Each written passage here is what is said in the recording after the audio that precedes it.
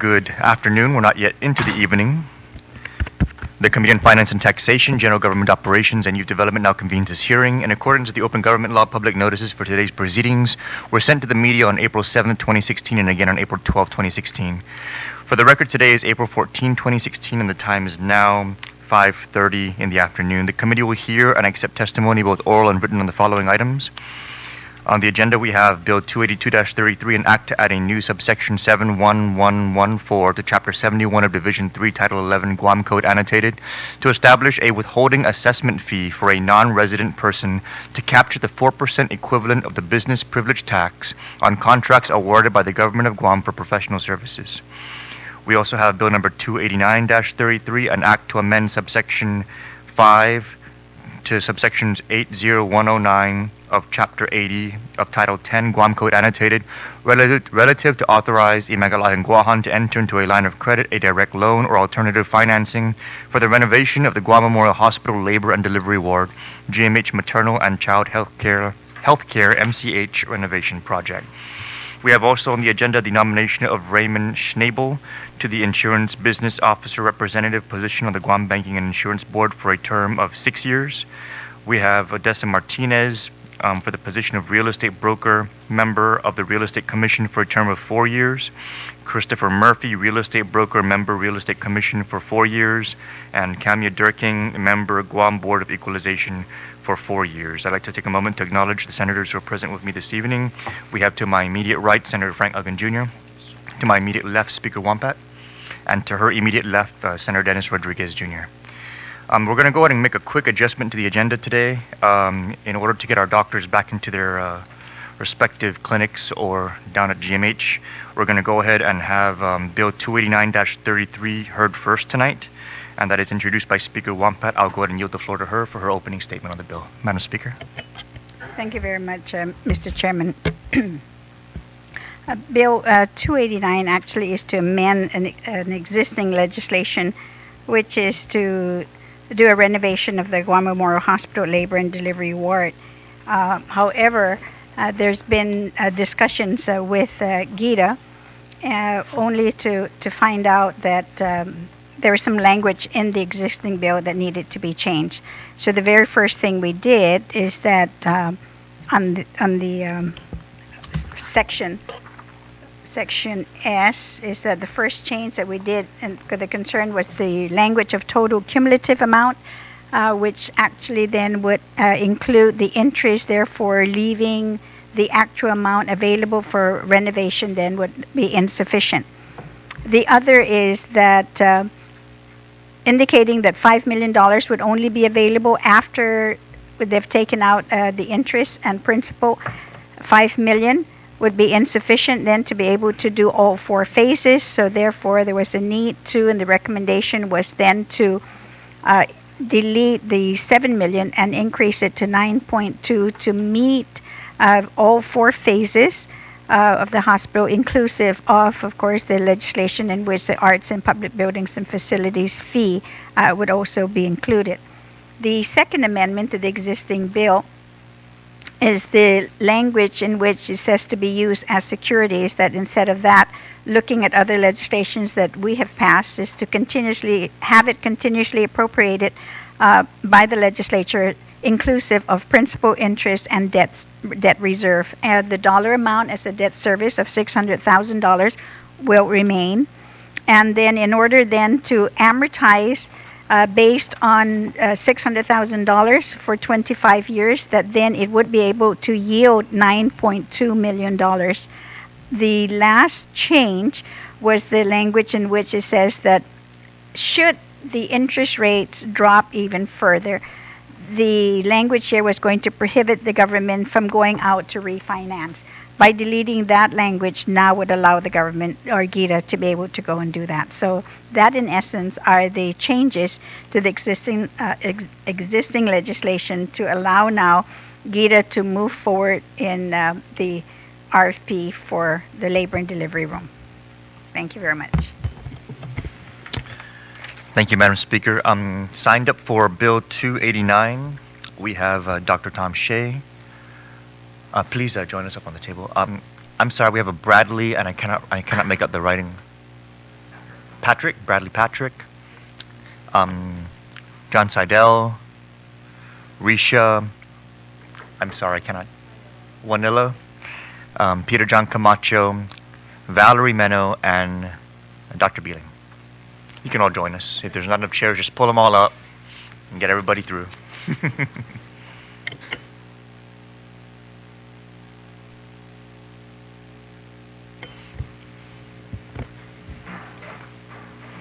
Everybody's pretty much in the medical community at the table anyway, so we're all looking at one, I believe, one cohesive, kind of consistent tenor of testimony. So go ahead and begin now, Dr. Shea, at any time at your leisure, sir.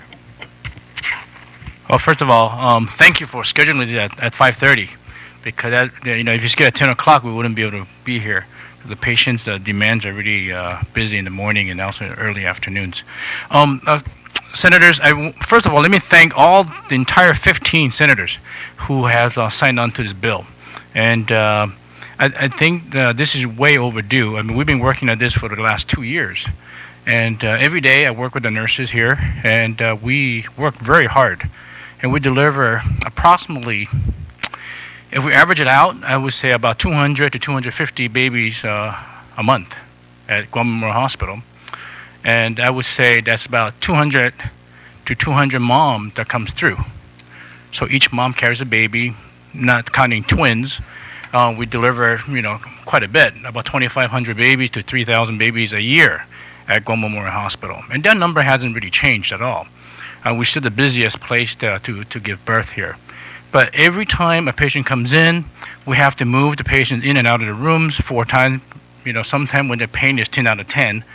And you have to be in labor to actually experience that. For us men, we don't. But I do hear the screams of the mothers. I do hear the screams of the families that, hey, why do we have to keep moving? Because that's how we do it.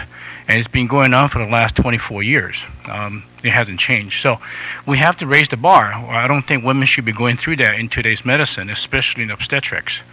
And, for the nurses as well, not just morale based, but, we're trained to do what we do, and we do it very well. So we need your help to ensure that we continue to upkeep with our skills.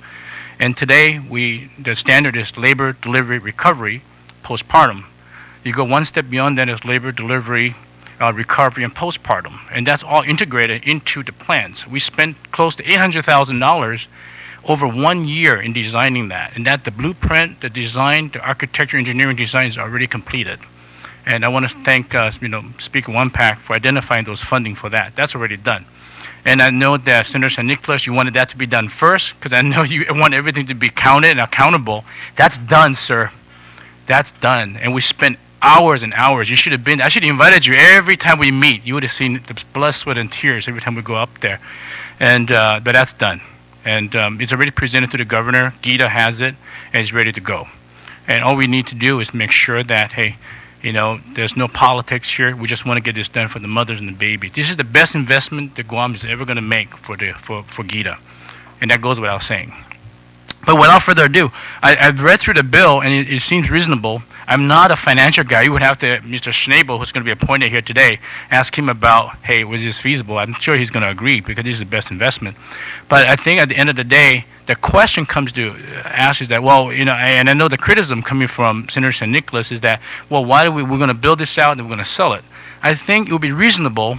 If that's a concern, it would be reasonable to create a one-line amendment into the bill and saying that, hey, this is an investment, and we're going to invest $12 million into a maternal-fetal ward and labor and delivery and nursery. Certainly, whoever takes over would need to fork out the investment that's already there, so that the people of Guam doesn't get left with the paying that bill. And certainly, I would agree with that. And that's something that I don't think is hard to do, and it's reasonable to do.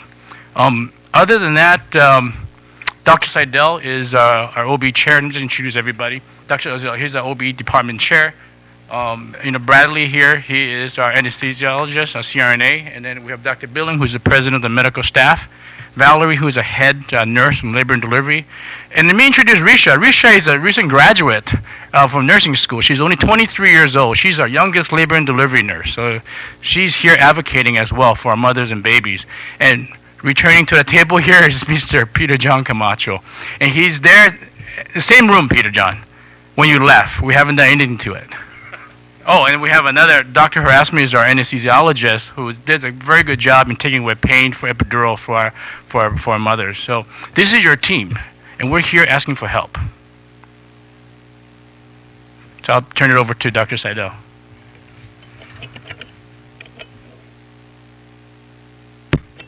As Tom already introduced me, my name is Dr. Seidel. I'm the chair of the OB department. As the hour is somewhat late, I won't reiterate everything that Dr. Shea said, but as a person who represents formally all the OBs on island, I would say to the man, everyone obviously is in favor of this. And so I present myself here to answer questions that you might have and stand in agreement with what Dr. Shea has already said.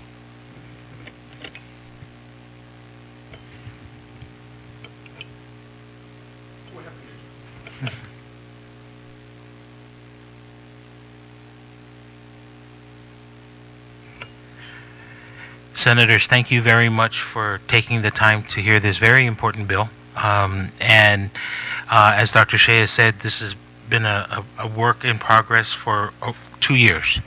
And I think, and just knowing the individuals who would have been involved in that process, it would have been a very meticulous, well thought out exercise that they would have done. And I know that they would have done their due diligence to make sure that every possible situation could be considered and made sure that we would be able to respond. And so the administration of the hospital supports the Speaker's bill. And we also like to thank you, all the senators, for the support that you've done by being a co-sponsor in the bill. Thank you.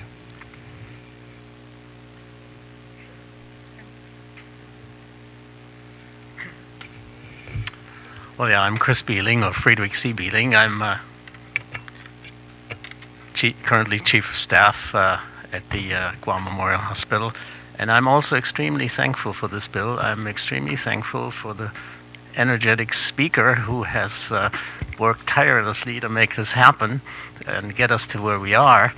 And but I'm also thankful for all the other senators and that have given it a lot of thought, a lot of loving thought, to make this a better place and find alternatives and how to make it work, including Senator Rodriguez, who has investigated other models of financing. But the bottom line is we need to move on. The place is antiquated and it's frustrating. And I think the best way to describe this is one of the senators touring, our speaker came to Labor and Delivery and toured it, and she said, "Oh my God, this has not changed since I had my baby." And that is the truth. And we are inadequate in many ways, not only that the mothers get shuffled around, also we need better facilities for family support. It is frustrating to have family members stay with a mother who had just delivered in the OB ward. It's very crowded. I mean, it's borderline safe really to evacuate them in an emergency. It is impossible to have two support persons. We recently had an incident where a young mother really actually needed two support persons. It was really difficult. So I think family support is another important issue. Also, just look at our family birthing room. It's really not up to standards. So I'm very thankful for where we are. I'm thankful for all the senators and their work, and particularly for our speaker, tirelessly energetic speaker, Judith T1 Pat. Thank you.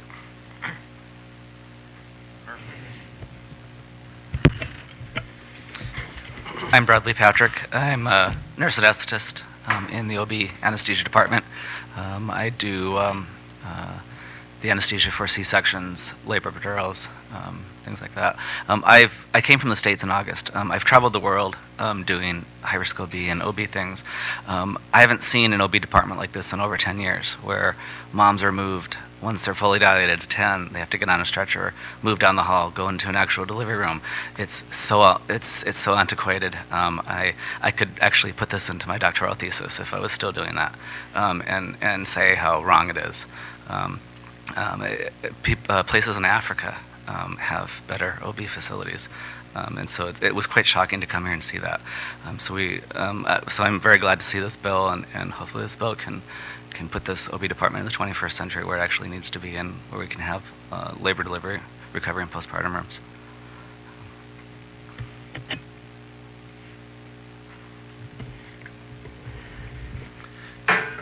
I'm Dr. Miroslav Harris. I'm anesthesiologist at GMH. And I'd like to say that I'm in complete support of this bill, and I appreciate all the work that the senators have done to make it happen. Thank you.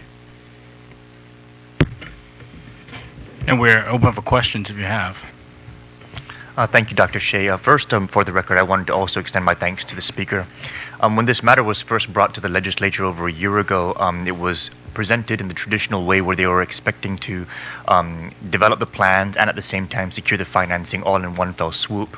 And it was at the time where I brought up my concern, and the Speaker was very accommodating to that, about how I wanted us to first complete the plans so that we would have a firm handle on what the costing would be and be able to then structure the financing around what we knew we wanted to implement. Today we have a bill that fully reflects not only what the architectural engineering designs call for, but also what the market has available in terms of rates with respect to a proper amortization schedule, all to fit within the balance that we need to fund the A&E that we paid for over the last year. So I'd like to thank also Speaker Wampat for her patience with me in clearing those hurdles and making sure that the financing was going to be situated to match exactly what the project is calling for. So I'm very comfortable having this hearing and moving this bill forward at this time, because basically what we've done is we've made sure that what we're wanting to accomplish with the project is exactly to spec, and that the funding and financing that we're going to be exploring for it are aligned with not only the costs of what the project is going to call for, but the availability of resources for the government to be able to cost it out. So I wanted to just, for the record, thank the Speaker and all the advocates for your patience as well in this process.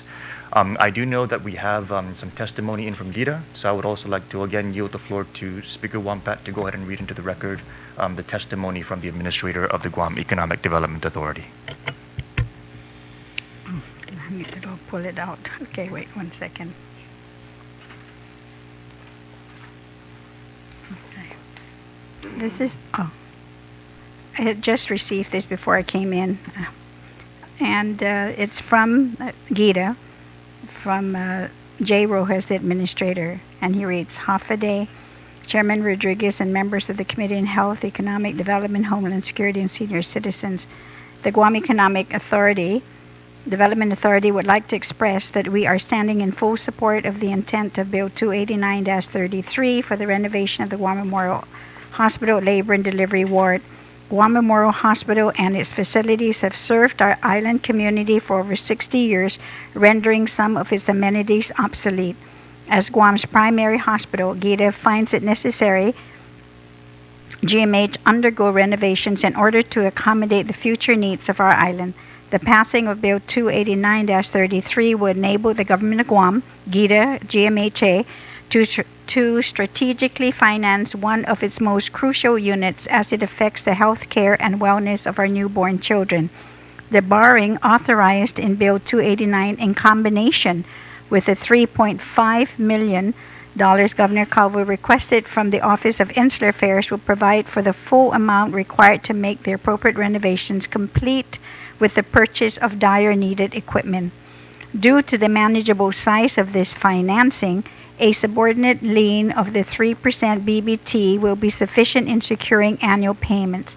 Public Law 31-76 does not prohibit the government of Guam from securing a financing with the 3% pledge BBT so long as the pledge is subordinate to BBT Series 2011A, Series 2012B, Series 2013C, and Series 2015 D, bonds, and upon legislative approval. GIDA therefore recommends the $600,000 annual appropriation for the principal and interest payments be appropriated as a subordinate lien of the pledged 3% business privilege tax. Seduce Maasi to the committee for the opportunity to provide testimony in Bill 289-33, signed by J. Rojas, Administrator of GIDA. Thank you, Madam Speaker. I'd like to yield the floor to any of my colleagues who have any questions for the body or any statements at this time. Senator Uggan. To everyone in the panel, I just want to thank you all very much for all your work on a daily basis with the labor and delivery. And I also want to direct this other comment, Peter John. We all know that you were at the helm when GMH initially acquired accreditation, so I thank you very much on behalf of really our people coming back and making sure that we are able to sustain that and improve upon the services and the facilities out there. So thank you very much. Thank you, Mr. Chair. Speaker Wambach. Thank you again very much.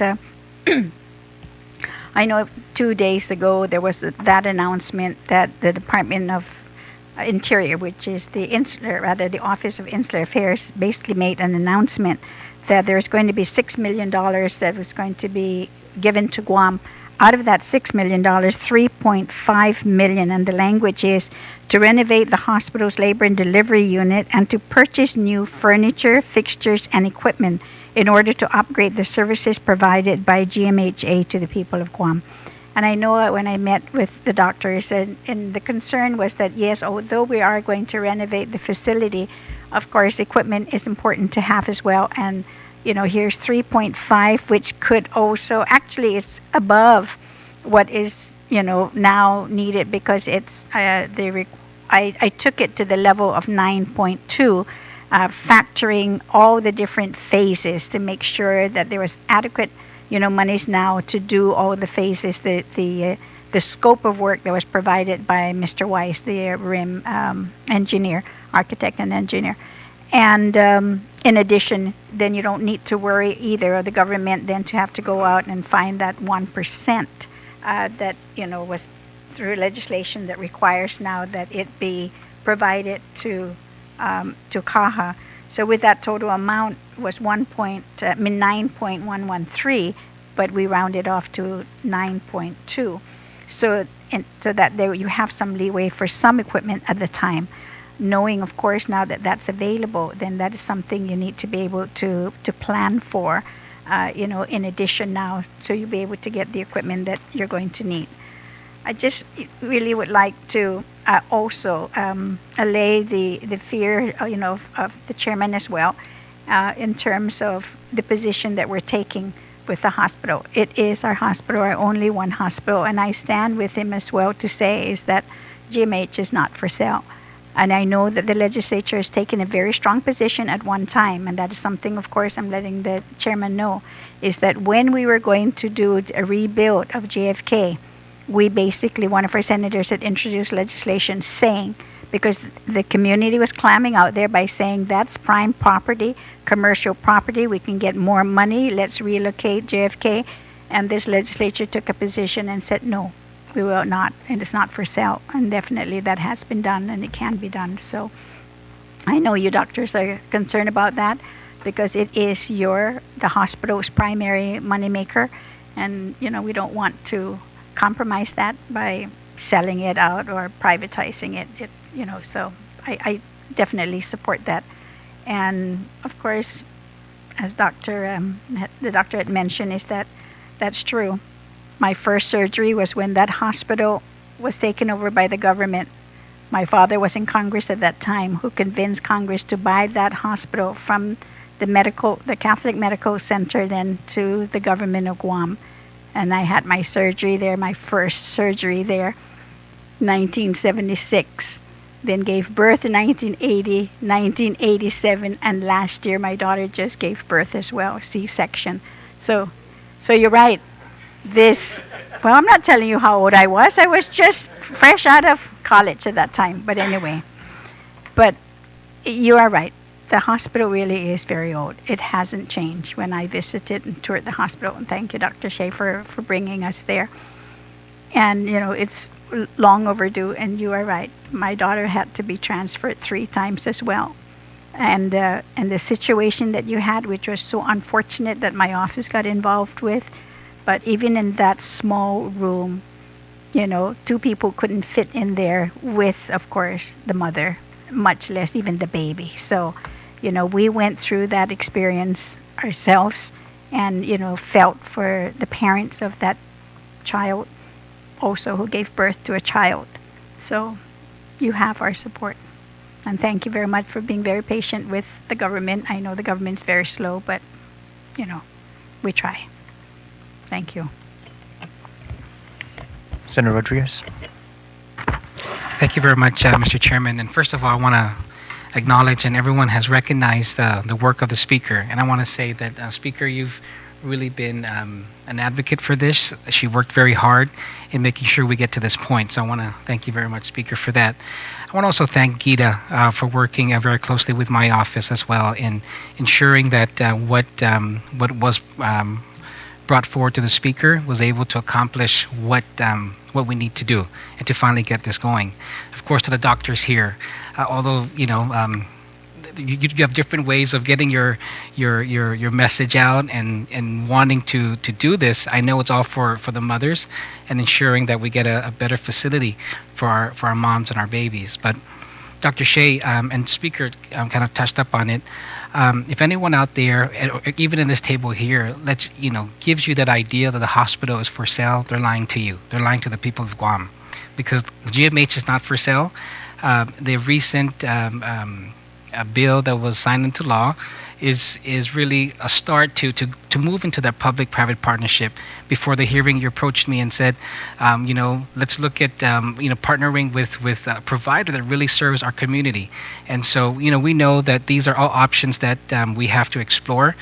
And in no way, shape, or form that I or anybody here in this table here are saying that the hospital is for sale, or any of our actions, any of the legislation that we move forward is not saying that. So if anyone is telling you that, they're lying to you and they're lying to the people of Guam. Thank you. Yeah, I want to thank everyone for their comments. The one thing that I think we need to remember, and I think Peter John and the nurses here, the doctors agree, is that GMH at Guam Memorial Hospital, this is the hospital on Guam that we do not, this is the only hospital on Guam that we do not turn away patients. Not a single patient is turned away for care. I don't know, I'm sure you know, but I don't know how the public recognize that. That is such a precious thing. Just such a precious thing. You cannot absolutely, this hospital belongs to the people. And I've been here for 19 years, going on 20 in August. I never imagined myself being here for 20 years. This is where I'm going to retire and then maybe go back to Hawaii. But there's things to be done here, and I think we made a lot of leeway in making healthcare improvements. But just never ever forget that this is the hospital that's never turned away patients. So partnership, etc., is good, but you got to be careful with private partnership, sale, etc. Mingling their words together is okay, but always remember that if you enter in any kind of contract, be careful, because you do not want a hospital to turn away patients. This is not what we are trained to do, especially in a hospital environment. We provide the care that's needed, no matter how challenging we are. And I give Peter John grief every time I run out of fetal monitoring strip paper, so we ran out of syringes, we ran out of epidural catheters, and these are the challenges that we have to deal with and overcome those challenges.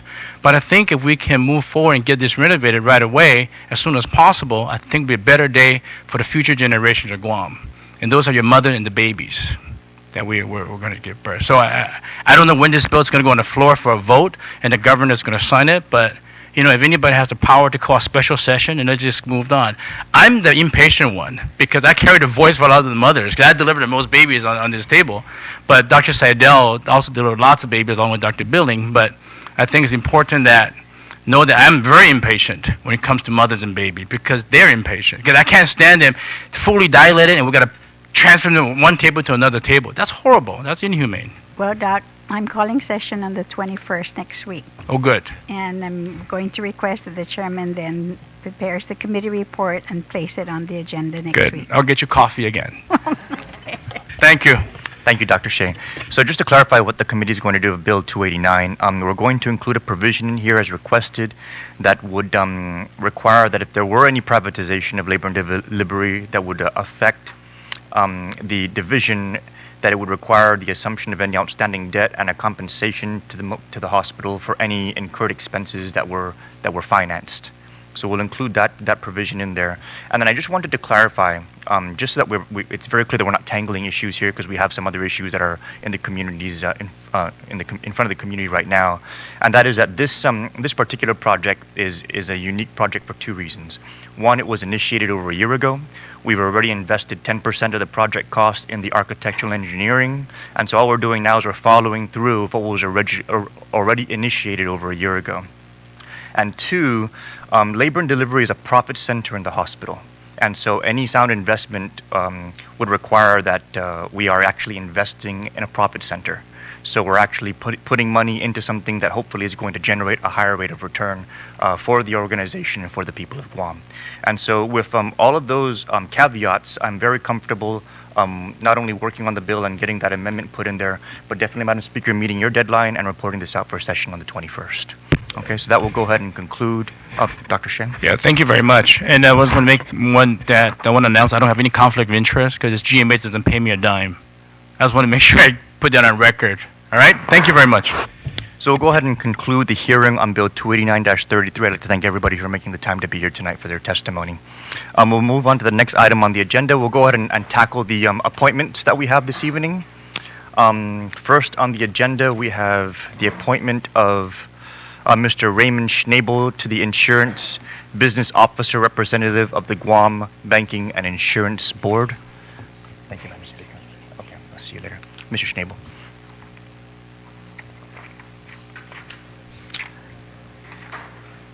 Sir, we'll go ahead and afford you time for an opening statement on your nomination hearing, so at any time at your leisure.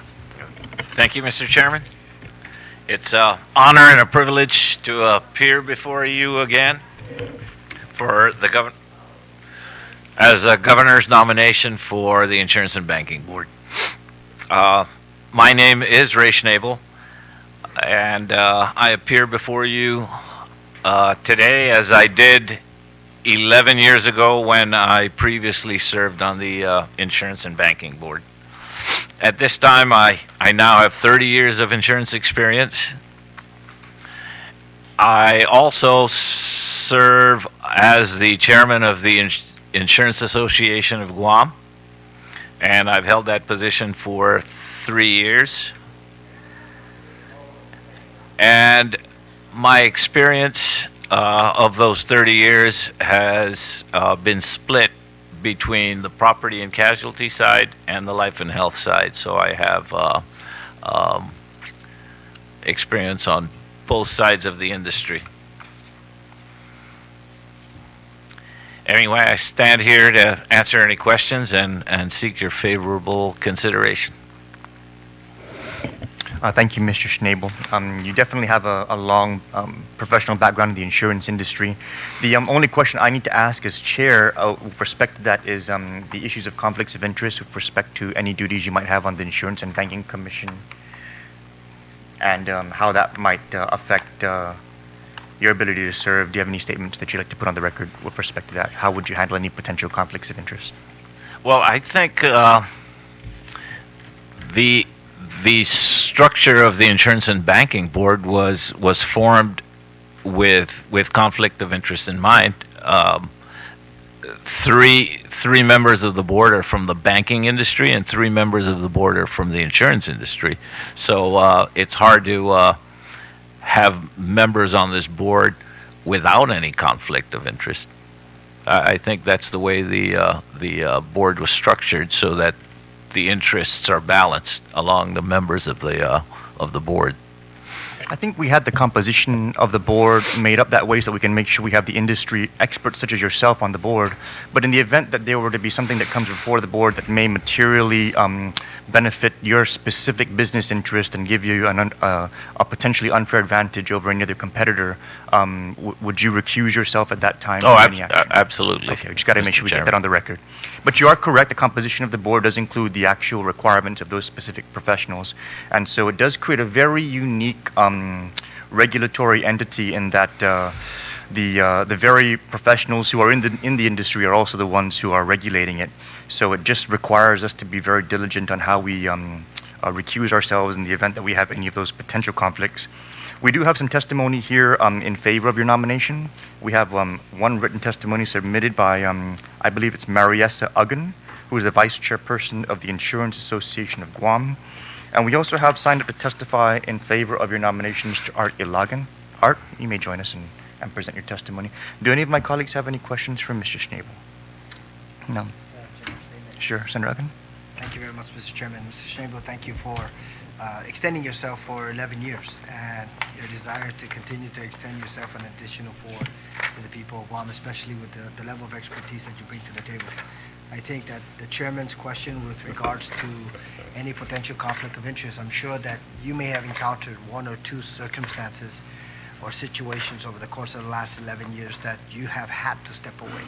So I take it that that's a question that should be asked and a response given, but in the same token, as a professional in your field, I certainly appreciate your response and certainly your willingness to be able to recognize if in fact there's a conflict of interest. But Mr. Schnabel, thank you for extending yourself to our people. Thank you, Senator. Art?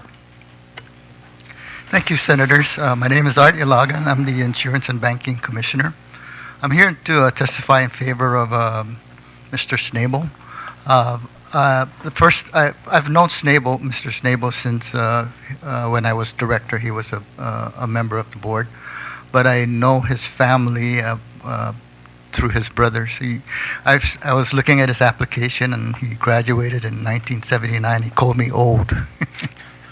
So that's strike number 1 for him. But I knew his brother Bob, Richard, and Ron. They were going to FD, and they were, these boys that were blonde-haired and speaking Tagalog. So it was kind of odd that they were there, but that was their character. I knew them as very good boys, that very athletic boys who were really into basketball at that time, except for Bob. Bob was a very intellectual person. But I've known Ray. He helped me with the mandatory insurance for the motor vehicle. He was instrumental working with me to make sure that the insurance companies all digitize their policies and send it to us so that we would know if insurance company is a person is has insurance or not. We're also working with Ray right now on the required courses that should be mandatory for insurance agents and sub-agents. We're working with that. We're meeting this month with that group, the group of insurance agents, and to have a required courses that they must complete every year. So Ray is helping me with that too. So I'm in favor of putting Ray back on the board and serving with us. Thank you. Thank you, Art. I just have one request. If you guys can look into the insurance exam and try and revisit how we compile that and provide the study materials for that and maybe the educational courses for that. I remember taking that several years ago, and it was very different from some of the other financial exams I've taken. So maybe a revisit and an upgrade of the examination. That's exactly what we're looking at, Senator. This group, very robust, they came to me and said this is what needs to happen in the industry, so we're looking into that too. Excellent, excellent. That concludes my questions on my end. Any of my colleagues? Mr. Schnabel, thank you so much for your willingness. Senator Rodriguez, sure. Thank you, Mr. Chairman. Thank you. I wasn't going to speak, but Ray, you have my support as well. Mr. Ilagan, I just wanted to also inquire about the insurance and banking fund and whether we passed that in statute a few months ago, and wanted just to check and see if that was already established. I think we said this would be effective fiscal year 2017, right? Is that correct? Right, that's correct. Just today, we had visitors from the National Association of Insurance Commissioners. They're working with the National Insurance Producers Registry. What that would do starting May 1st is to go online with their system through the NAIC, make these filings, renewals through their system, so that all the insurance companies, agents, COAs, sub-agents, brokers, adjusters would go online, renew their licenses, and then the fee that would be paid would be through their system. That system would then send the money to the Treasurer of Guam through that, I believe, but it's going to start October 1st. That's right. Right. But just to ensure, because we've seen how this works out, is that we establish the fund, but it's not actually set up, right? And so as early as now, I don't know if it's already been set up, so that when you do start with that arrangement with a national group, and I think that's the way things are happening now, even for social workers, is that they're using this national group where you go online and you get your license there, and then when you pay, a portion of that's remitted back to the board. And in this case, we wanted to ensure that it goes into that insurance and banking fund, because as you know, we wanted to ensure that you have the appropriate resources to carry out your functions in that office. Yes, we were looking at that today, so that will be set up before the end of the year. Okay, great. Thank you very much. We'll go ahead and conclude the nomination hearing for you, Mr. Schnabel. Thank you so much for making it this evening. Thank you. Next on the agenda, we have the nominations for, I'll go ahead and hear you both at the same time, since this is both for the Real Estate Commission. We have Ms. Odessa Martinez and Mr. Chris Murphy. Please join us here at the table. And between the two of you, you can decide who goes first in their opening statement. We can get that on the record.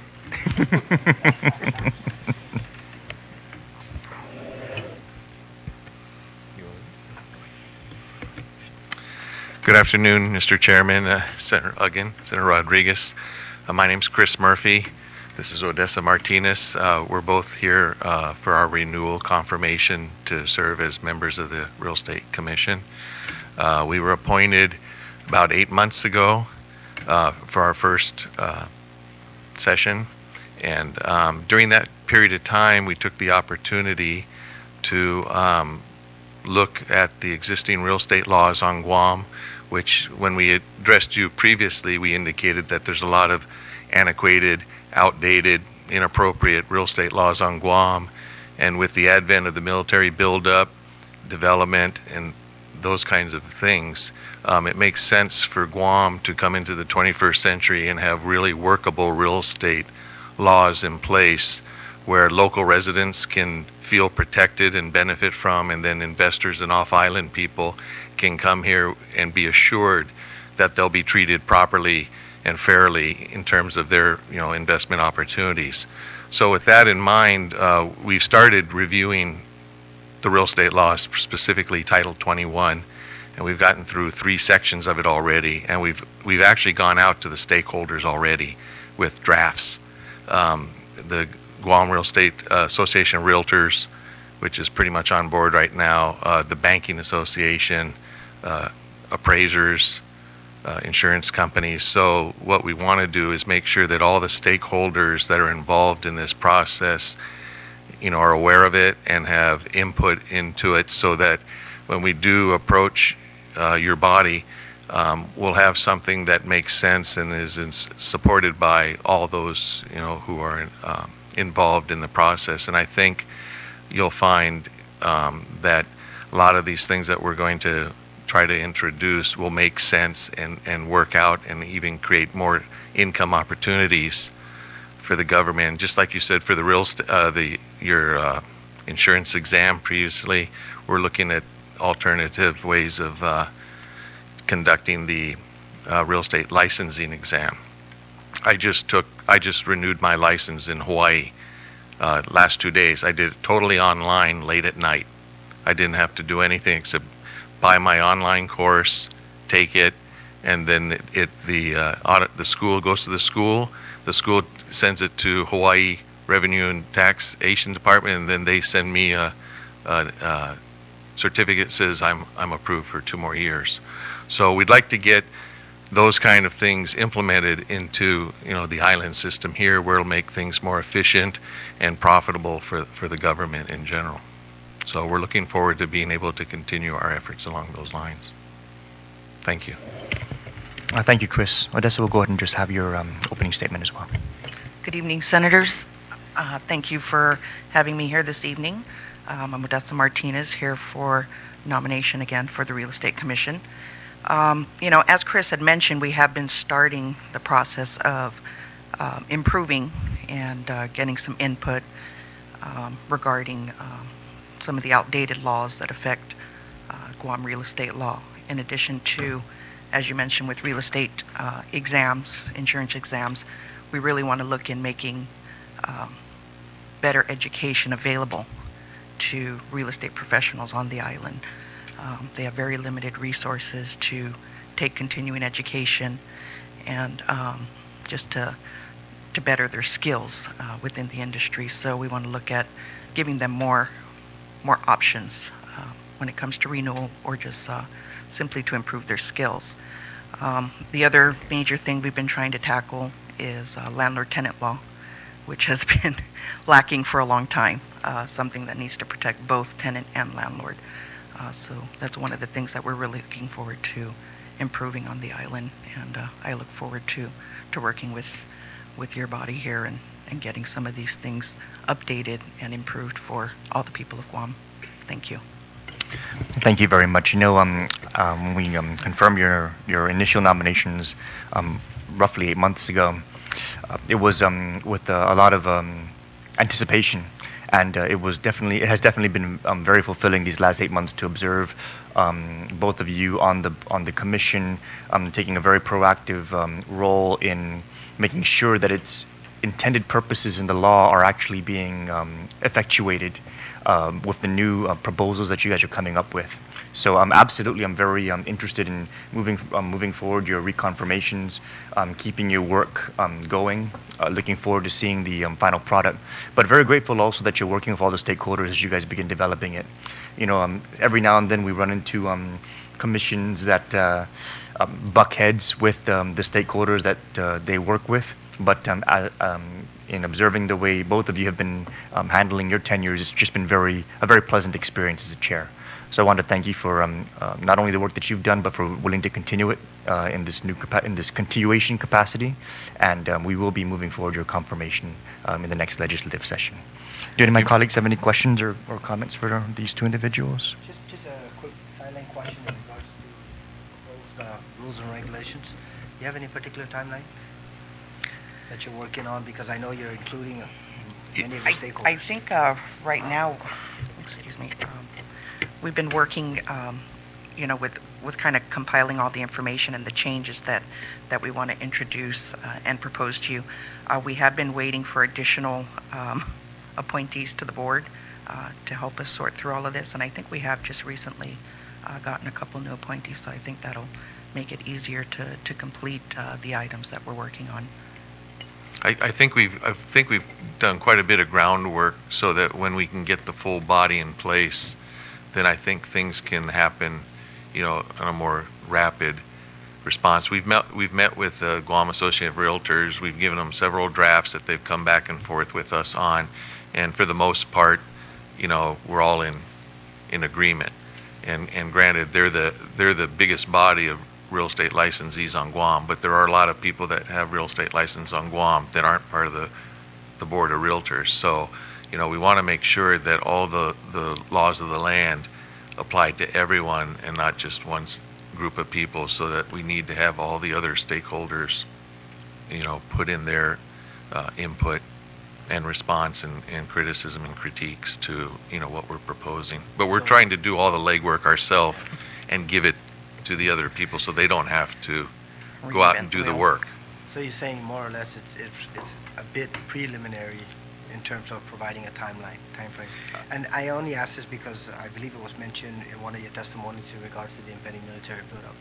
And I know that 8 months ago that was an issue in the conversation about the confirmation, is that with the impending military buildup, there may be some realtors who would work into the system today the way it is, and there'll be questions raised about how they approach some of their transactions. So, I mean, if we're looking at the impending military build-up, many of the contracts now are being released, the funding is starting to be released slowly, then I think that comment that was made 8 months ago certainly still applies today. But I understand you're a board of volunteers and extending yourself to the community, so I just wanted to know whether you're shooting for about a year out or at least 2 years out so that you can continue to get as much input from the community and the stakeholders.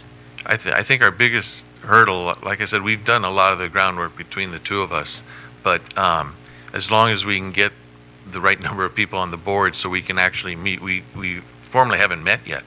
Okay. So, but that hasn't stopped us from putting everything together and talking with members of the community.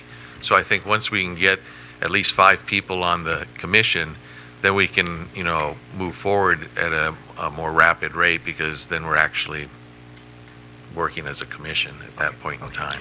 We've actually had, I guess this word has gotten out that there is now a real estate commission.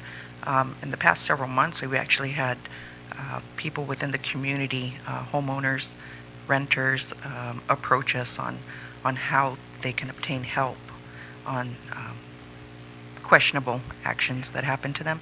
So it's nice to see that word is getting out, that we're out there. So now we need to work on developing our procedures for taking in complaints and things like that, and how we'll handle them. So we're looking forward to all that. Okay, thank you. Thank you, Mr. Thank you, Senator Duggan. Yeah, the committee's very thirsty for nominees. So if there's anybody out in the community who's interested in serving in the Real Estate Commission, please let the committee know, let the administration know. We do have very good individuals who are starting preliminary work on it. And again, I want to thank you for your initial legwork on those updates on the law. That is not an easy process. But the committee stands ready to support you in any way, shape, or form to help move that forward. The biggest hurdle will be stakeholder buy-in. But once the commission has its members lined up, from there it becomes very easy to work as a body after the stakeholders have already had their input. If there's any stakeholders that are not approached in your initial work, that will be covered on the committee side when we have the public hearing on the changes to the law. So we will still go through the normal process of everybody being notified and being invited and being allowed to participate at that point to air any concerns or grievances. But I really appreciate all the work that you've put in so far, and we look forward to reconfirming you in the weeks ahead. Thank you very much. Thank you very much.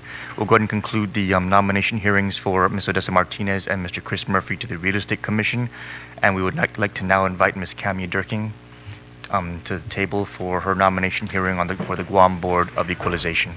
Thank you both very much.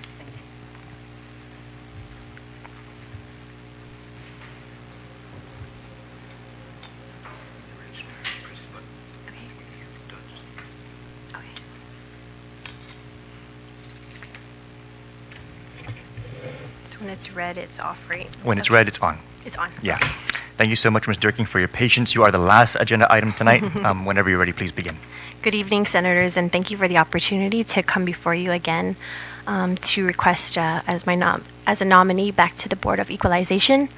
I think it was about maybe a little over a year and a half that I was in front of you guys requesting for your confirmation for me on the board. So I come before you again, looking forward to serving the people of Guam and providing public service again as a member of the Board of Equalization. You were on the board during the whole revaluation process. Can you share some of your experiences with the committee on that? I know that we've already kind of crossed that hurdle. Do we still have a lot of appeals pending before the board? And how has the experience been so far? So far, it kind of feels like, yes, there are a bunch of appeals that they're all going through right now. And the last time that we met, we basically just said, hey, can we get some kind of a timeline with the appeals? And so that's what they kind of owe us back, so that way when we finally can sit down as a board, we can be presented them all at one time. That way it gives everyone a fair and equal chance to present at the same time, and no one's getting an additional amount of days. I know that we extended the deadline for appeals, but the deadline's already passed. So you already have all the appeals, and so they're just working through them. Okay, and so we're not. So the board is not going to address the appeals on a case by case basis. How are you guys bundling them to address them as a single unit? So we don't have that. We haven't really discussed that far yet. We're still just waiting for the final number, so that way then we can meet again and then address how we want to tackle it. But right now we're just waiting for them to figure out what is the timeline for when they're going to be done with collecting all the data and contacting everybody. Then we can sit down and say, okay, here's a timeline, how long it's going to take us, and then reaching out to each appeal. And so when you say them, you're referring to the real property division? Yes, I see. they're still sorting through. Okay. And all right, what we'll probably do, just for your information, take it back to the board members, is I'll get in touch with the director to find out what the status is on the real property side. Sure. Because since it's just pending now, coming back to you guys, we don't want to be holding up those appeals getting to you, because then you're still going to have to work through them based on the information they provide. So the committee will follow up with the real property division for the board. Okay, thank you. But I wanted to thank you for, again, accepting the nomination. Having gone through that experience, you actually are a rare talent on the board and in the community, because we haven't had a revaluation like that in quite some time.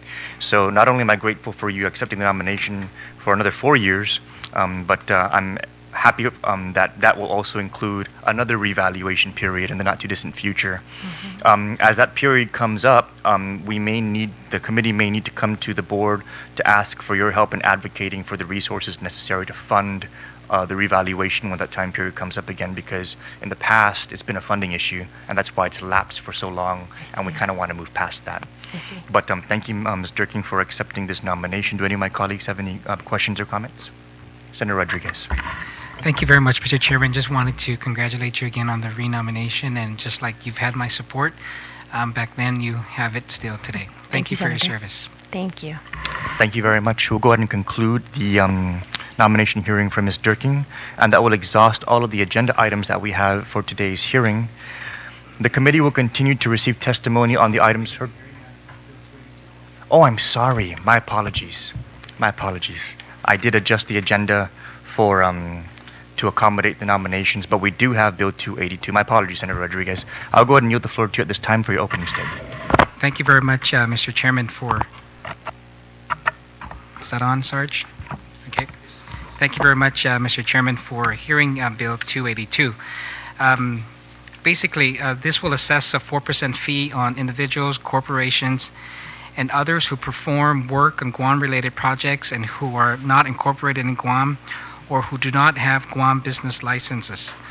There are substantial amounts that are earned on Guam from non-Guam source taxpayers, and these sources frequently escape taxation due to the non-Guam domicile of these providers. And so in an effort to kind of capture taxes that may have been escaped, we want to ensure that we capture these and that these funds are then deposited into the general fund of our government. Thank you. Thank you, Senator Rodriguez. We do have written testimony submitted from the Office of Public Accountability. I'll go ahead and read it into the record. This is dated April 14, 2016, to myself as Chair of the Committee on Finance and Taxation regarding Bill 282, an act to establish a withholding assessment fee for a non-resident person to capture the 4% equivalent of the business privilege tax on contracts awarded by the government of Guam for professional services. The Public Auditor writes, Hapaday, Senator Nicolas, and committee members, I am in general support of Bill 282 with some amendments. This bill attempts to capture the 4% gross receipts tax at the source when a GovGuam agency pays a non-resident contractor for professional services. As background, in 2006, when the Marine relocation from Okinawa was first announced, we at OPA, together with other senators, were concerned about similar potential revenue leakage from future military construction contracts in the hundreds of millions. Over the next several years, I met with various federal officials discussing whether the federal government would withhold the 4% GRT on these military construction contracts at the time of payment and remit directly to the Treasurer of Guam. Finally, a report concluded no, the federal government would not be the tax collector for Guam, or, for that matter, any state.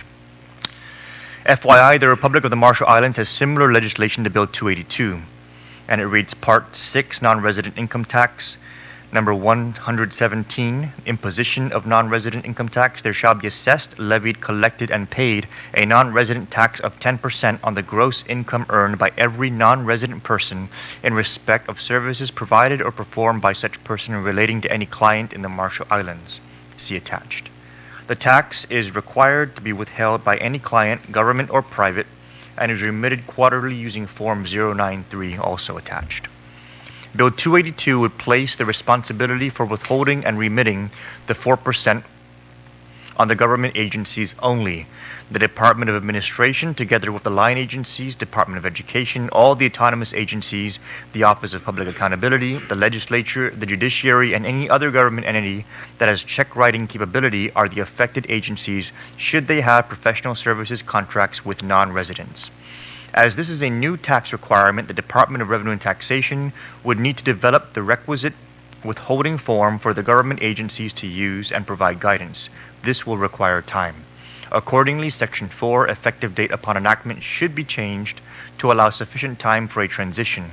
An effective date such as January 1st, 2017 would give all parties ample notice. Another tax issue is frequency of filing, monthly versus quarterly. To minimize paperwork for the government, quarterly filing is preferable to monthly filing. Likewise, electronic filing is preferable to manual filing. There may be other issues from the Department of Revenue and Taxation.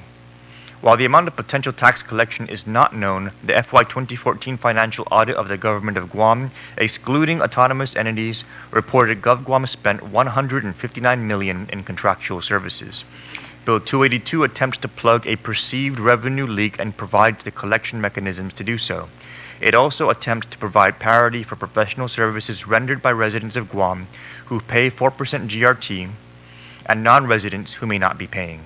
Sinceramente, Doris Flores Brooks, CPA, CGFM, Public Auditor, Office of Public Accountability. We do not have anyone who signed up to testify on behalf of Bill 282. I do want to extend my thanks to the author for introducing this legislation. It does provide us with a good mechanism to consider recovering and making sure that we are collecting GRT by withholding it as opposed to paying it out, and then hoping that the person who received the government contract turns around and pays the tax. There have been examples in the not too distant past of government contracts that were supposed to have received their GRT and they did not receive them. This would remediate that, at least with respect to the non-residents. The committee will probably be considering Senator Rodriguez perhaps extending it also to residents as well, and we'll discuss that with you in the deliberations of the bill at the committee level. But other than that, I do think that Bill 282 does represent a very attractive way for us to make sure that we're capturing at least the GRT on the government side that we're supposed to be collecting with respect to the service contracts that we have in the government of Guam. With that, Senator Rodriguez, would you like to make any closing statement? Okay, we will go ahead and conclude and consider having been heard Bill 282 in today's public hearing. And that will conclude all of the items on the committee agenda for this public hearing. The committee will continue to receive testimony on the items heard today. Please address any written testimony to the Committee on Finance and Taxation, General Government Operations, and Youth Development, and it may be submitted via email to senatornicolas@gmail.com or via hand delivery at the Legislature's mailroom or Suite 407, DNA Building, Hagatne, Guam. Thank you everybody for your time and attendance and participation at today's hearing, and we will now adjourn at 6:33 this evening. Sijus Masing.